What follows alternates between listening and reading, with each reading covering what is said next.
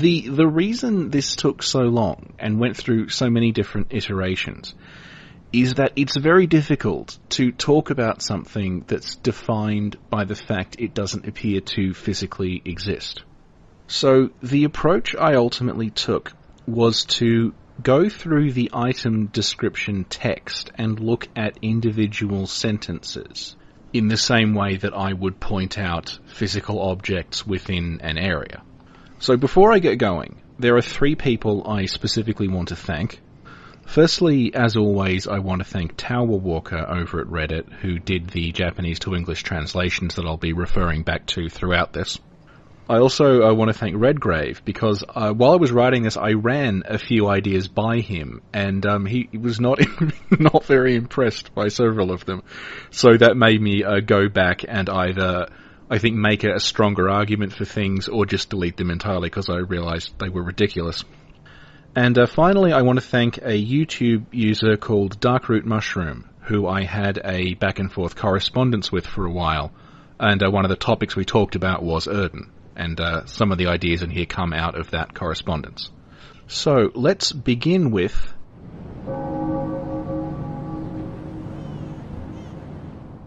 Oedon is linked to Carol runes in a way that no other Great One, and arguably no other character besides Carol, is. And he has 2 runes which are explicitly named after him. They're called the Oedon runes. So even though we have Carol runes that are associated with certain characters, like the Eye is very heavily associated with Willem, and the Milkweed rune is associated with Adeline, they're not called Willem's Eye or Adeline's Milkweed. Yet these are called Oedon Writhe and Formless Oedon. So what is a Carol rune? Well, we're told that Runesmith Carol, student of Bergenworth, transcribed the inhuman utterings of the Great Ones into what are now called Carol runes. And the description of every Carol rune begins with a Carol rune that transcribes inhuman sounds. So what Carol runes are phonetic transcriptions of the Great One's voices. And this is something that the Japanese script is very overt about, because rather than referring to inhuman sounds, it explicitly refers to an inhuman voice. So already we've got a Great One who is described as existing only as a voice, being the only Great One who is explicitly mentioned in the names of Carol runes, which are themselves transcriptions of a voice. And if you look at other runes and what they represent, they're all representing concepts like guidance and radiance and metamorphosis.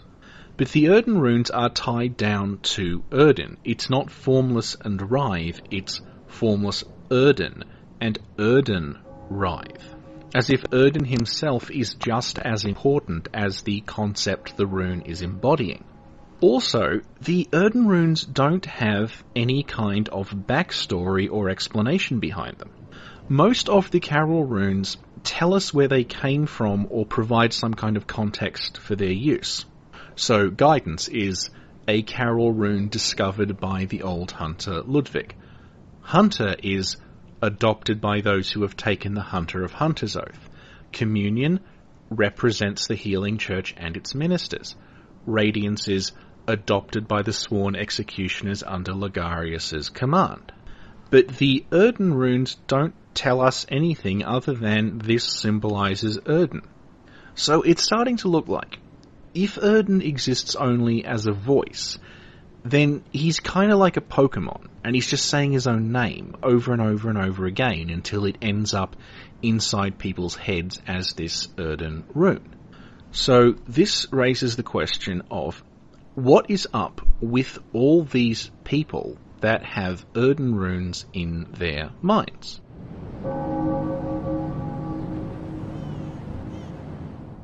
Most of the Carol rune drops in the game tend to function narratively. So, for example, when you defeat Ludwig, he drops the Guidance rune. Now that's a rune that is very explicitly inside of Ludwig, he talks about it. Defeating Lawrence causes Lawrence to drop Beast's Embrace, which is a rune that we know Lawrence was kind of experimenting with and possibly is what caused him to transform. And we're also told, for instance, that the impurity rune is found inside of Volta. So the concept of impurity was weighing very heavily on his mind.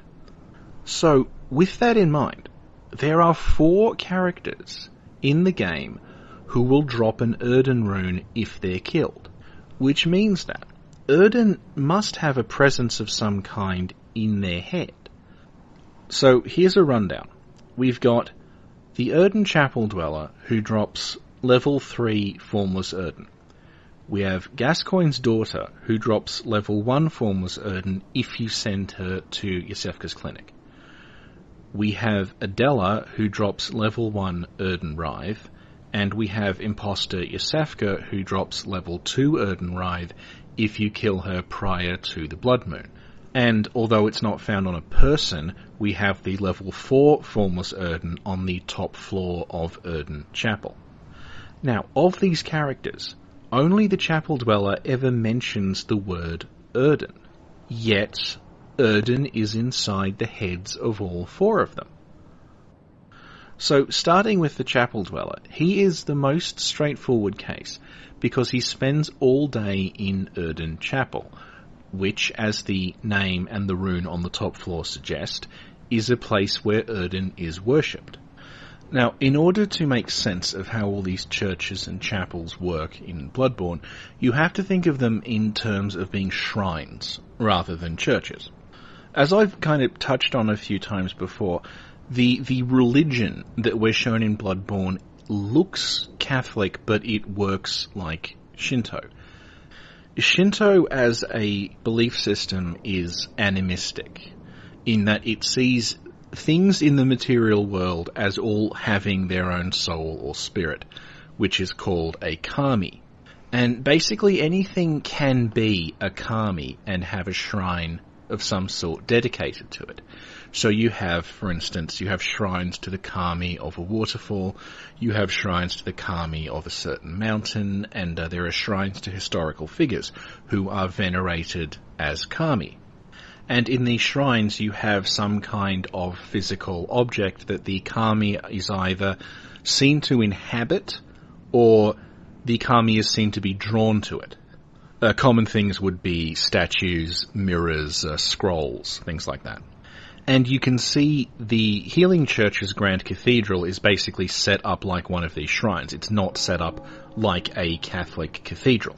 You have Amelia on her own worshipping Lawrence's skull, because he is an important figure in the history of the Healing Church.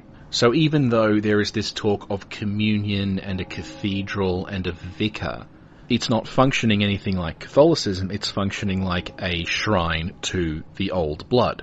And this is why, even though Lawrence and Amelia are both the heads of the organisation, they're only ever referred to as vicars, rather than a more grandiose title, because they're really only concerned with their little self-contained blood shrine and the kind of parish around it.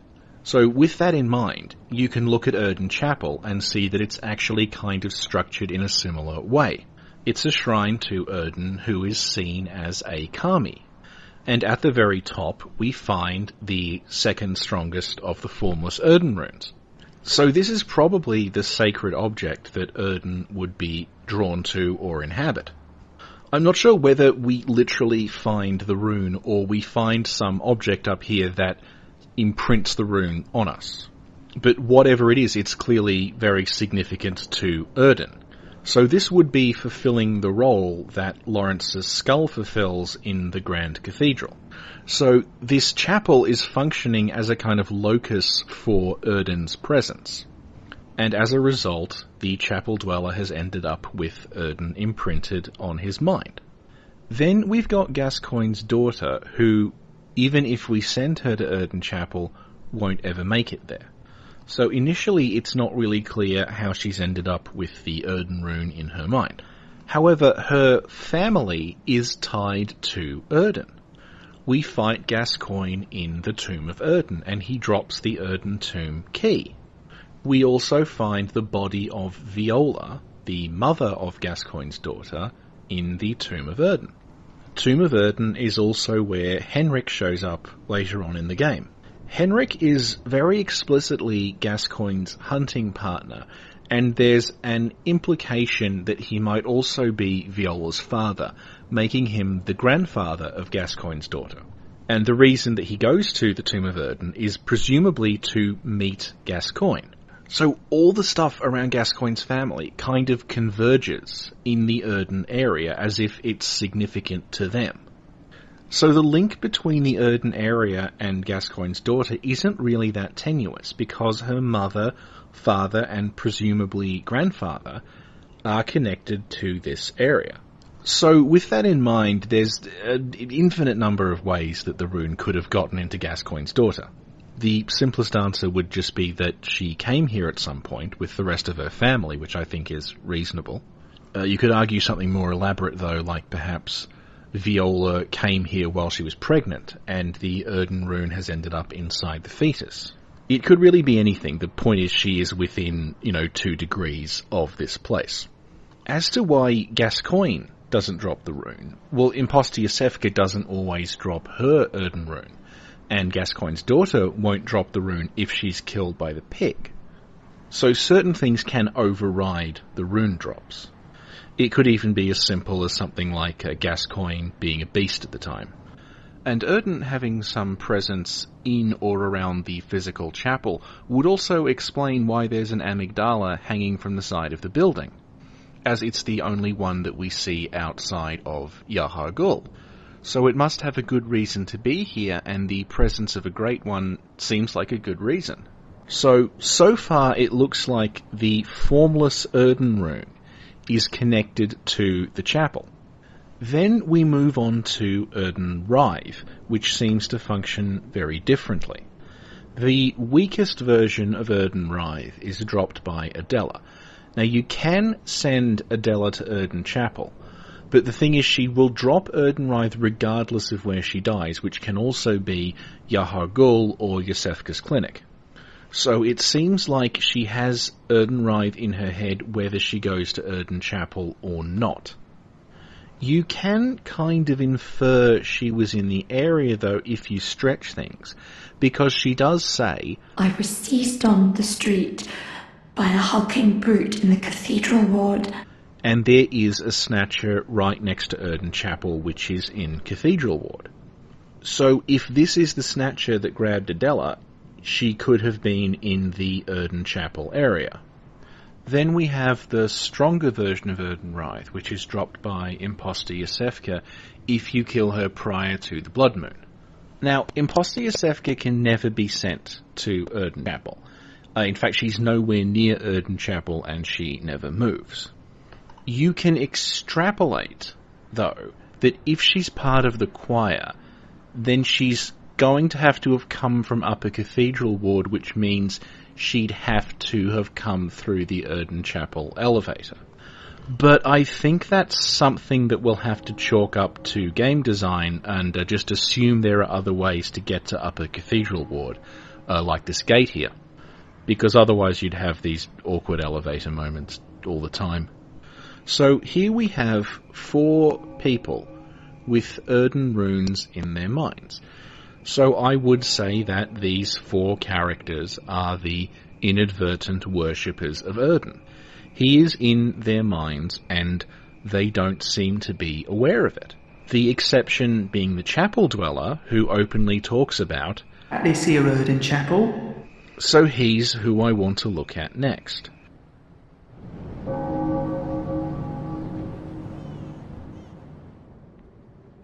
If we look at the item description of the Oedon tomb key, it tells us, "Today the church is abandoned, and some say that the residents of Oedon have all gone mad." Now, I had assumed that the residents of Oedon referred to people who lived around Oedon Chapel, like Oedon was some kind of suburb of Yharnam. But the Japanese is a lot clearer, because while the key still references the residents of Oedon, the name that the chapel dweller's given is Resident of Oedon.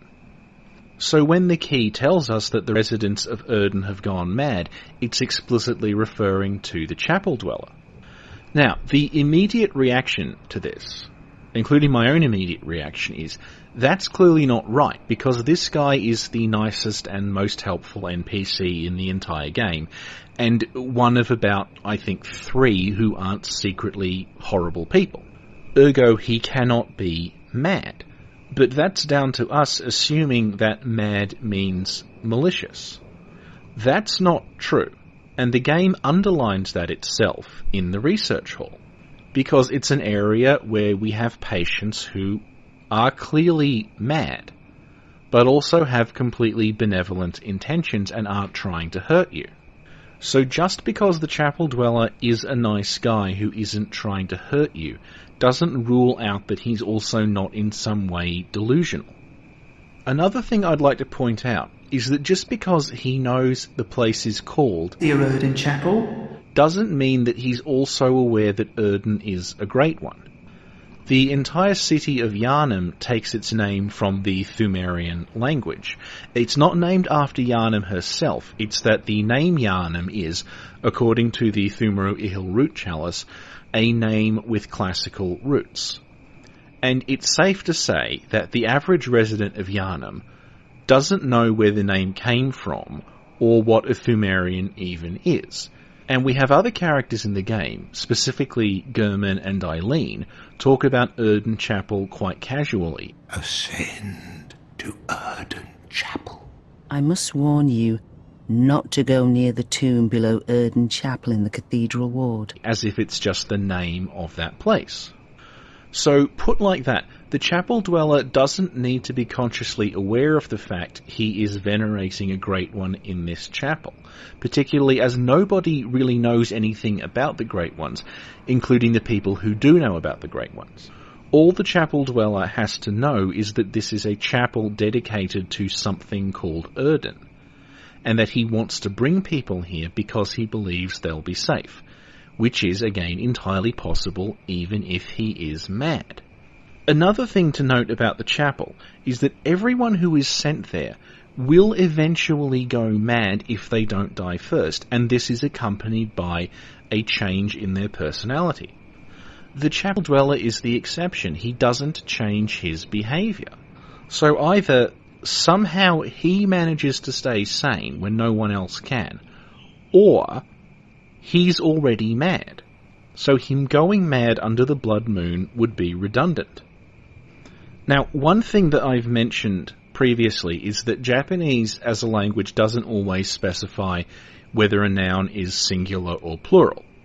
However, the reference on the key to residents of Oedon is actually specific. It uses the word minna, which specifies that there is more than one Oedon resident. A more literal translation would be something like all of the residents of Oedon. So we are missing at least one Oedon resident. Which brings us to this very, very strange room, which is clearly some kind of study. And here we find a note that says, "The Bergenworth spider hides all manner of rituals and keeps our lost master from us." Now, the Bergenworth spider is clearly Rom. As to who the lost masters are, we should just look at what happens when you defeat Rom, which is, the blood moon descends and we get the message, "Ritual secret broken." And this leads to, basically, the Great Ones descending.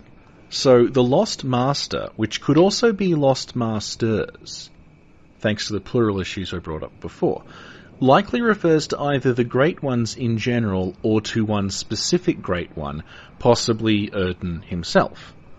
So whoever wrote this note must be very, very knowledgeable, because outside the choir, Mensis, and Bergenworth, nobody knows anything about the Great Ones, or the ritual, or indeed the Bergenworth spider. So this message must have been left by someone who's got very intimate knowledge about the Healing Church. And I don't think it was the chapel dweller, since he's very explicitly referred to as the blind man. They're the beggar sits at the bottom of the bloody food chain. So, since this study exists in between the Tomb of Oedon and Oedon Chapel, whoever studied here should really be considered a resident of Oedon, which means they would have gone mad, and I think that's kind of played up in the final line of the note, which says, "It makes my head shudder uncontrollably," which sounds like the beginnings of madness. So we're looking for another Oedon resident who would have worked and studied here and has some connection to the Healing Church. And I think it's probably someone from the choir, because the choir are the part of the Healing Church who are obsessed with Byrgenwerth and obsessed with Rom. You find Yuri, a choir scholar, in Byrgenwerth. Imposter Yosefka seems to have gone there to grab the third chord she's using, and the surrounding woods area appears to be being used as a dumping ground for Celestials. It's also not entirely clear whether Rom is helping or hindering Mensis, because there's all these references to hiding the ritual and ritual secrets, which seems to refer to the Mensis ritual, in which case Mensis seem to be using Rom as cover for what they're doing. Although again, it's really not made clear whether us killing Rom is what allows the Mensis ritual to proceed, or whether the ritual would have gone ahead without us and it's just fortuitous that we happen to kill Rom at the right time. But basically, if anyone is going to be worried about Rom hiding stuff from them, it's the choir. And also, just in terms of geography, Oedon Chapel is in Cathedral Ward, which is roughly where the choir are based, whereas Mensis are hidden away in Yahar'gul, which is nowhere near here. So the study probably belongs to someone from the choir. Now, it doesn't need to be anyone that we're familiar with, because we only meet 3 members of the choir during the game. But hey, maybe it was one of them, so let's just quickly go through them and see who it could be. There's Yuri, Edgar the dashing secret agent, and imposter Yosefka. Now, I think at this point it's safe to say it's probably not Edgar, because he's busy infiltrating Mensis.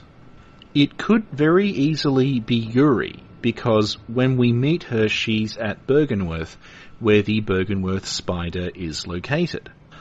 It could also be imposter Yosefka, because she does have an Oedon rune in her head. So if she'd spent time in the chapel, that might explain why it's there.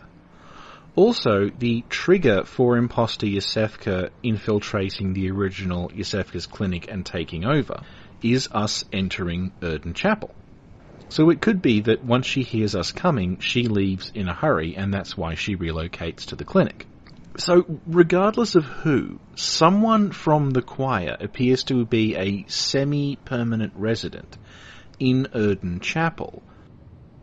So, just to recap where we are. We've got Oedon existing as essentially a disembodied voice in your brain that seems to be localized around this chapel. Oedon is manifesting in the mind of this guy here, who has lost his mind. Oedon is also manifesting in the mind of a small girl, whose family is connected to this area. Oedon also shows up in the minds of a blood saint of the Healing Church and a member of the choir, whose links to the area are tenuous, but not implausible. And then we have this note, left by a member of the choir who was stationed in Oedon Chapel and appears to have gone crazy. So this raises the question of what Oedon wants, and what he wants seems to be blood.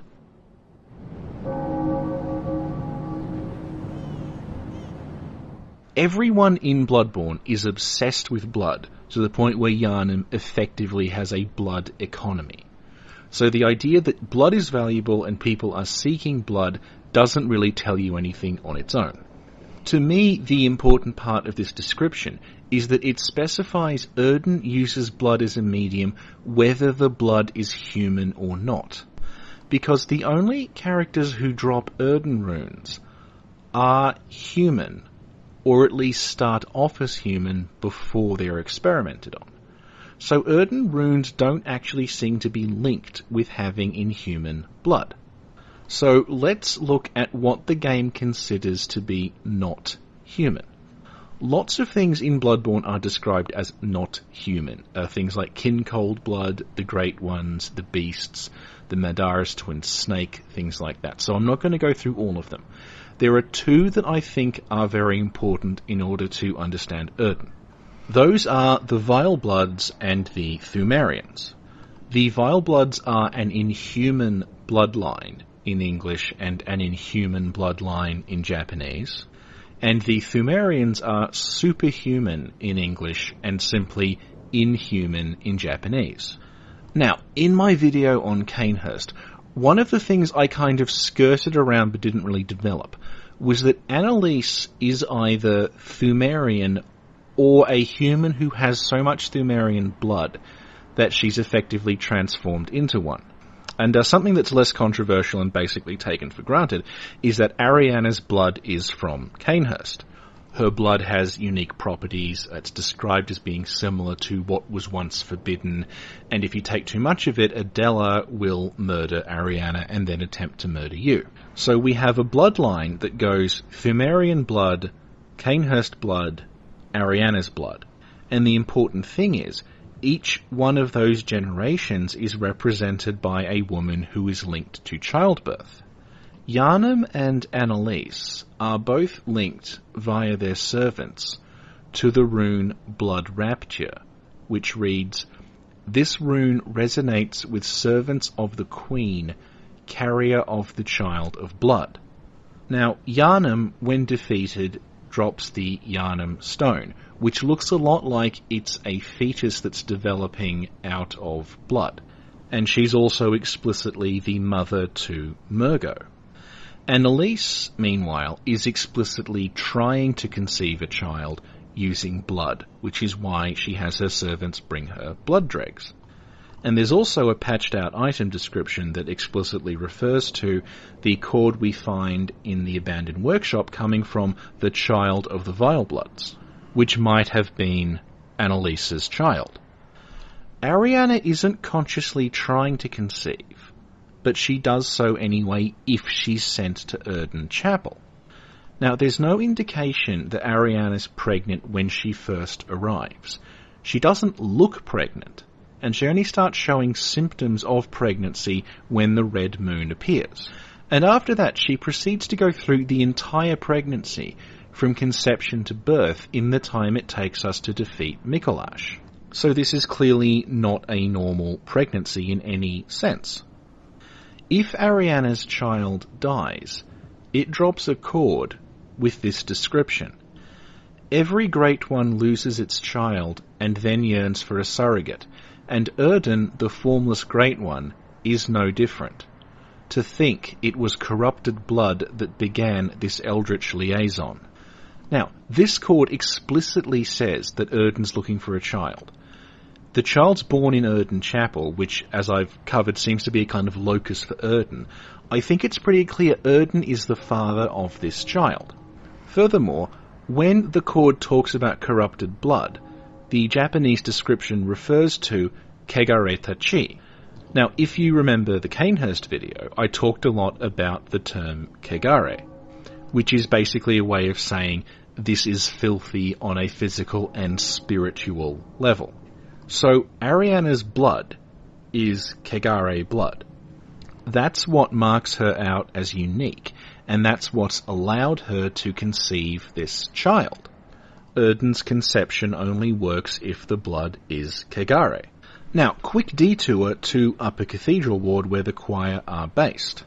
It's absolutely crawling with these little celestial children like the kind Ariana gives birth to, but they don't drop third chords, which suggests that for some reason these aren't proper infant Great Ones. So the choir, despite having their own pet Great One locked up under the cathedral, can't produce proper infant Great Ones. Yet a human woman with sufficiently Kegare blood can. which makes the whole child of blood thing suddenly start getting really significant. Because it looks like, to Oedon, what's important isn't what species you are, it's the kind of blood you have. And the more Kagare, the better. It's also probably not a coincidence that Blood Rapture, the rune that talks about the child of blood, and Oedon Writhe are mechanically a matched pair. They both involve the hunter essentially invading the body of the target, with Blood Rapture pulling blood out and Oedon Writhe pulling mercury out. So with all this in mind, let's go back to our 4 inadvertent Oedon worshippers and divide them up based on the rune they carry. The Chapel Dweller and Gascoigne's daughter both have Formless Oedon, and then you've got Adela and Imposter Yosefka with Oedon Writhe. Now, you could divide these up in any number of ways, but what I think is the significant one is that Imposter Yosefka and Adela are both capable of bearing children, like Ariana is. The Chapel Dweller is male, and Gascoigne's daughter is prepubescent, but Adela and Imposter Yosefka are both female and look to be in their 20s or 30s, so they are potential mothers for Oedon's offspring. And they're the ones with Oedon Writhe, the rune that specifically exists to extract things out of blood. So, it looks like what's happening is, Oedon is concentrated as a presence around Oedon Chapel. He exists as a voice which renders itself in your mind as a carol rune. Oedon is looking for a mother for his child.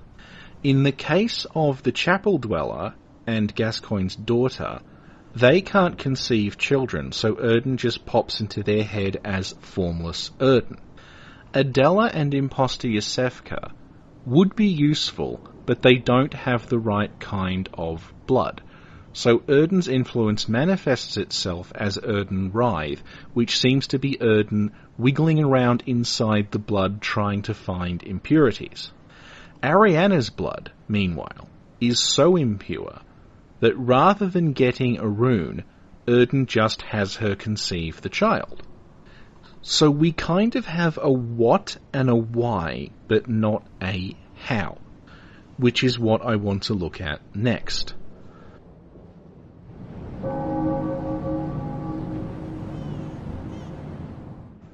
So we're back again to some extremely ambiguous wording. I don't know how you surreptitiously seek blood, particularly if you don't apparently know you're doing it. And the Japanese doesn't help because it essentially says the same thing. Basically, Oedon's unaware worshippers hunt for the blood without others knowing.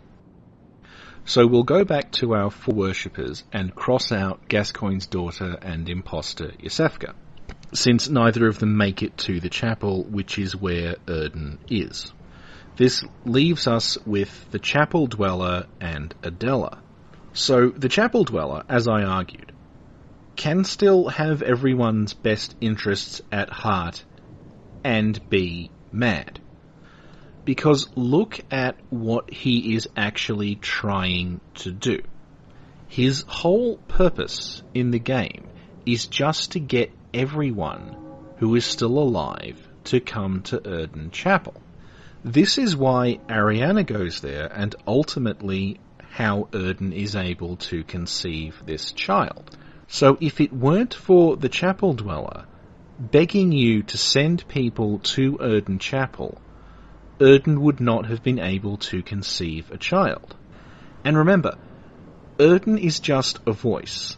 This guy has a carol rune in his head that says Oedon, and the carol rune is explicitly a transcription of a voice. So Oedon is apparently in this guy's head, and he is called mad.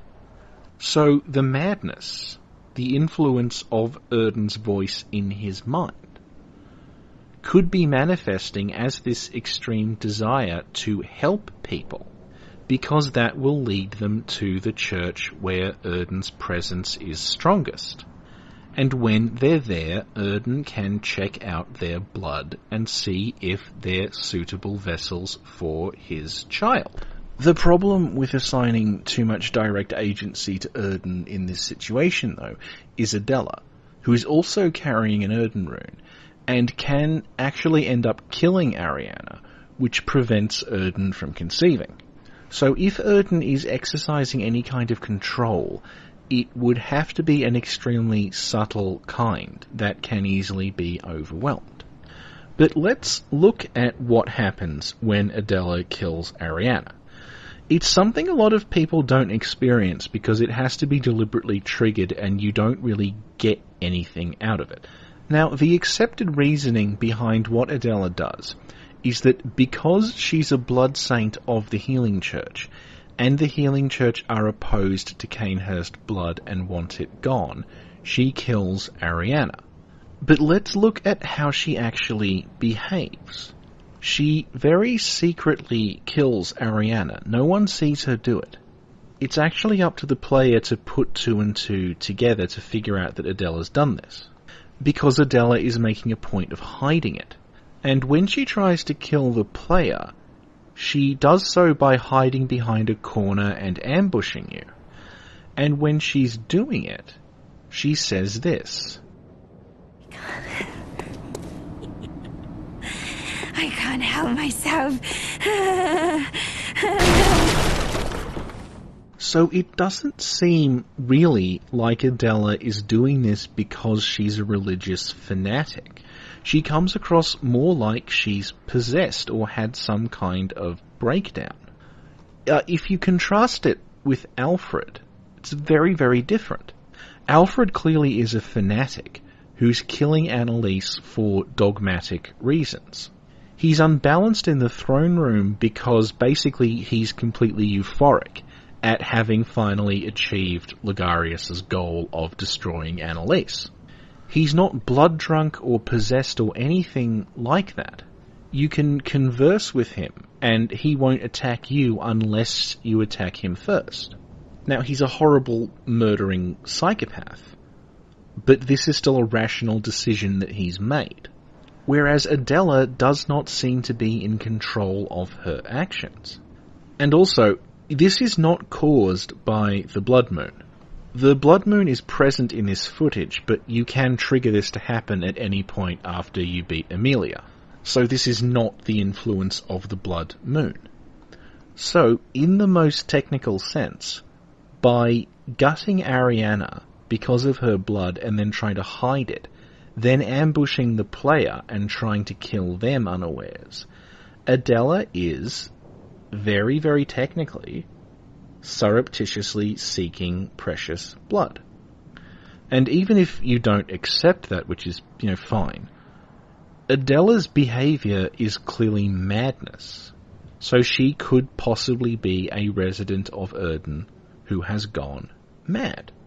So, to wrap up, what is it about corrupted blood that is so special to Oedon?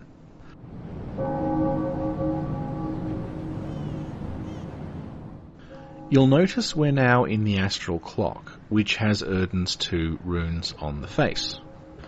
There's been some discussion about how exactly to read the clock and whether there's a message here, and that maybe it's symbolic of some sort of cycle where the events of the game have all happened before, etc., etc. I'm not going to touch on that right now, but there is clearly some kind of logic to the placement of the runes if you read them clockwise.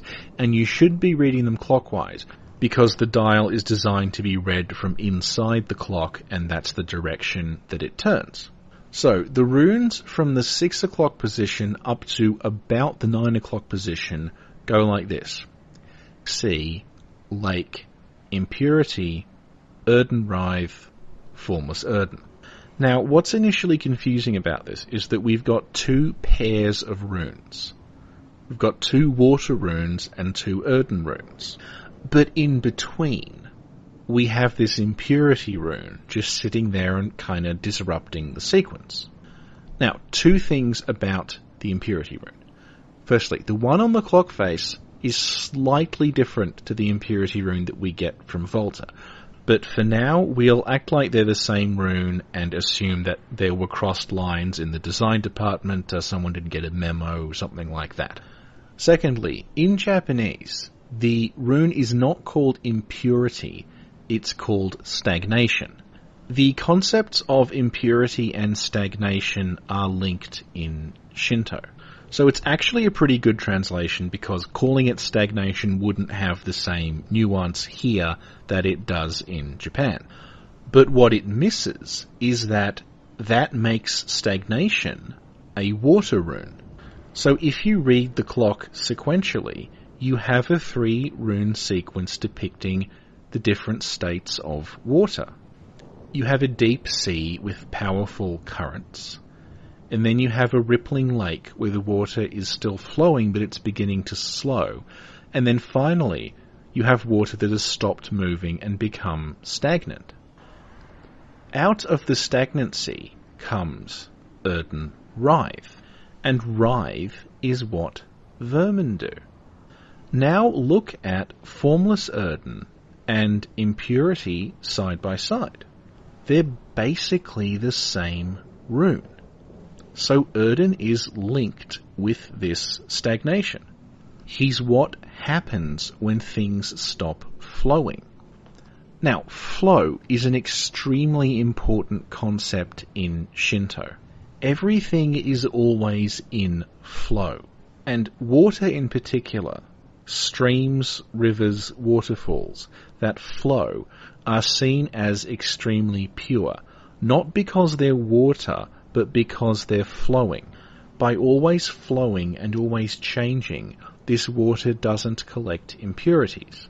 Whereas water that's stagnant, water that has stopped flowing, begins to collect impure things inside of it because they're not being washed away. And this is why you have this implicit connection in the game between impurity, stagnation, and writhing things. Because writhing creatures like mosquitoes and water beetles and things like that are born in stagnant water. And in the case of the impurity rune and the vermin, you have them growing in stagnant blood. So Yharnam blood is corrupt not because it's inhuman, but because it's stagnant, which makes it a kind of diet Kigare blood, which is almost, but not quite, what Oedon is looking for. Now, if you haven't watched Redgrave's video on Oedon yet, you should. Just in general, because it's good, but also because he talks a lot about mercury poisoning, and the significance of mercury poisoning in Japanese culture. And one specific thing I want to pick up on, which is one of many, many things he brings up, it's extremely well researched, is the concept of biomagnification. The way that you get mercury poisoning is that at the very bottom of the food chain, there's a lot of very, very small amounts of mercury. And as the animals containing those small amounts of mercury are eaten, the mercury starts to move up the food chain. So the higher up in the food chain an organism is, the more mercury has collected inside it. So the mercury isn't flowing, it's just collecting. And when it hits a certain point, you get mercury poisoning. So to me, the connection between Oedon and mercury isn't necessarily that Oedon is mercury or that Oedon's got any special connection to mercury per se. It's that mercury is an impurity and it's stagnating in the blood. And Oedon just really, really likes stagnation, because that leads to corruption, which is what he needs to conceive his child. Like it says, Oedon wants corrupted blood. That's the catalyst. He doesn't want mercury. If he wanted mercury, it would say that the catalyst was mercury. The person whose blood is of most use to him, Ariana, we have no indication that she's got mercury in her blood at all, particularly when you compare her to someone like Imposter Yosefka or Adela.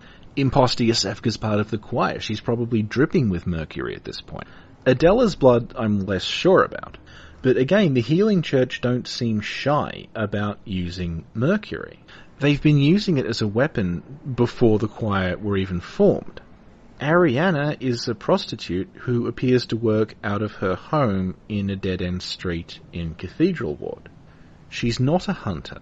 She's not part of any organisations that use mercury in rituals. What's valuable about her is her blood, because it's so corrupt.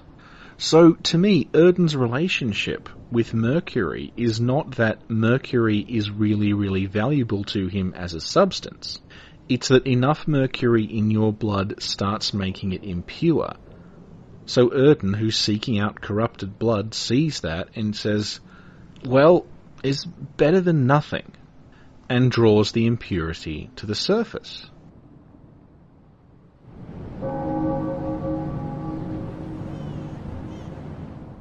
So here is my provisional explanation for Oedon. Oedon just wants to reproduce, like the other Great Ones, because all his children have died. There is no great conspiracy. He is not secretly running the Healing Church, he is not the doll, he's not the player character, he's not the moon presence, he's just, as his runes explicitly tell you, a voice. In order for Oedon to reproduce, he needs corrupted blood, which acts as a medium for him to conceive his children.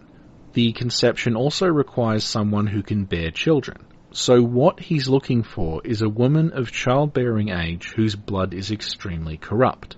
Because Yharnam blood is stagnating and beginning to breed vermin, it is verging on being corrupt enough for Oedon's purposes.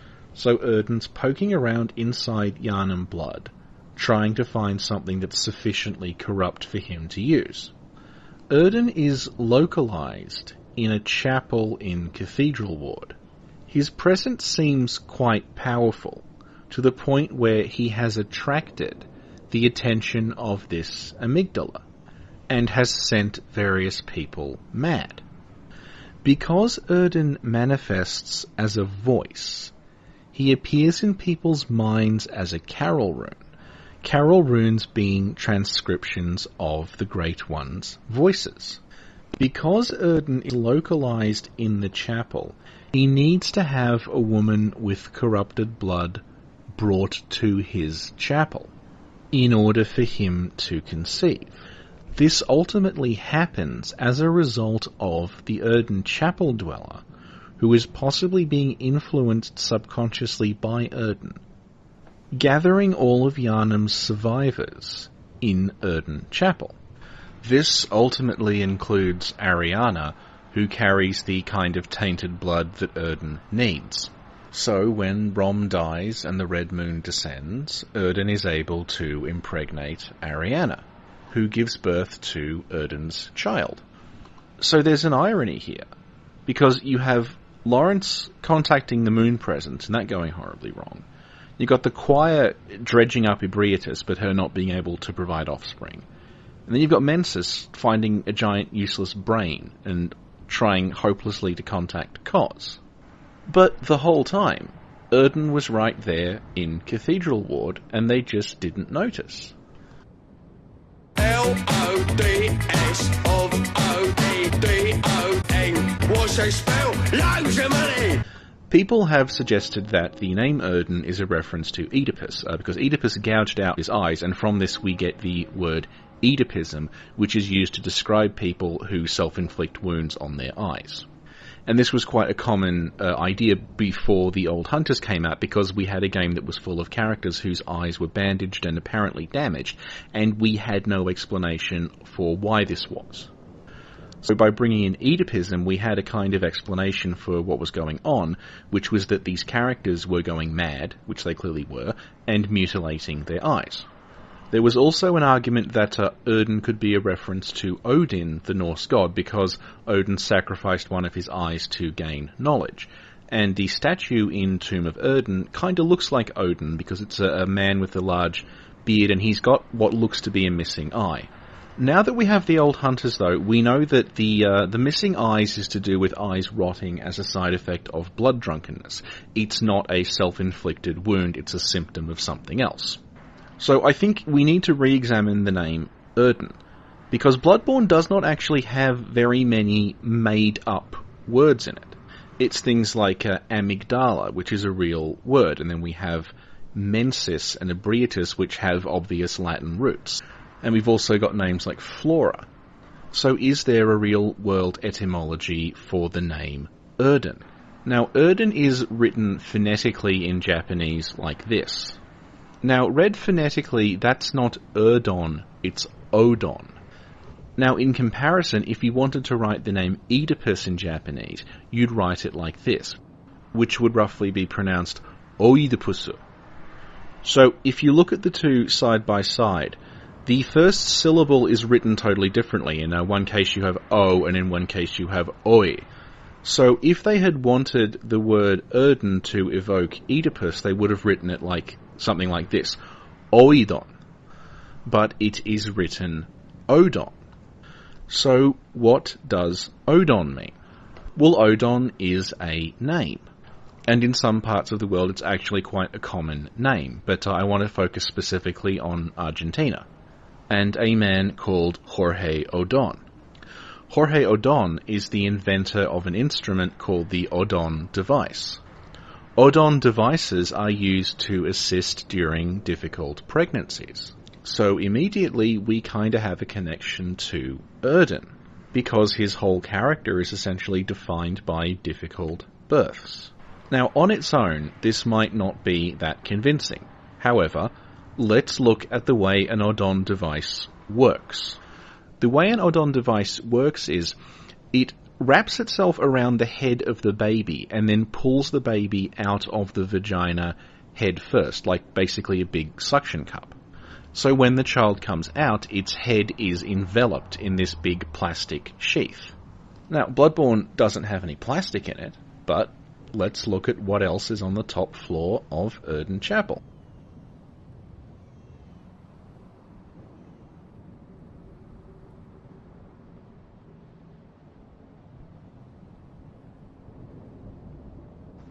And even if that's a complete coincidence, I still like it.